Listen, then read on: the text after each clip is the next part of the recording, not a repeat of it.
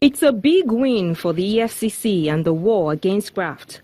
The road to this victory started on the 6th of January when Justice Muslim Hassan granted an interim order for the sum of $153.3 million to be forfeited to the federal government following an ex parte application by the anti-graft agency.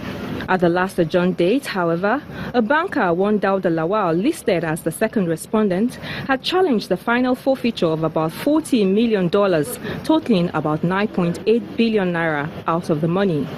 Through his counsel, Charles Adeogun Phillips, he urged the court to issue an order directing a refund of the sum on the grounds that the EFCC had obtained it from him by coercion.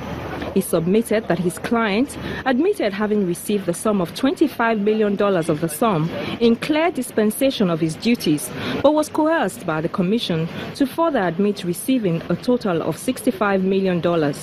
He therefore sought a refund of the balance of $40 million, which he said he had to borrow from family and friends to pay.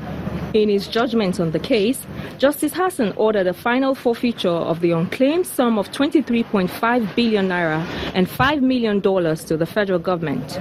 In respect of the second respondent and the 9.8 billion naira, the judge held that he could find no evidence of coercion or inducement. In arriving at this decision, the court dismissed an application seeking leave to file further affidavits in support of these claims, a situation which, if granted, would have arrested and delayed the court's judgment.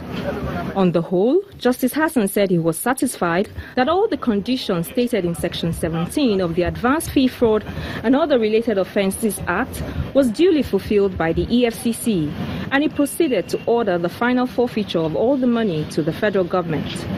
Counsel to the second respondent was not available for comments on the judgment, but the EFCC described it as bold and commendable. The fight against corruption is a collective fight. All of us must join hands together and pursue this monster that is gradually destroying all of us. The Commission also says that it would make moves to secure all the parties from whom these monies were forfeited so that they can have their day in court. Shola Sheeli, Channels Television News.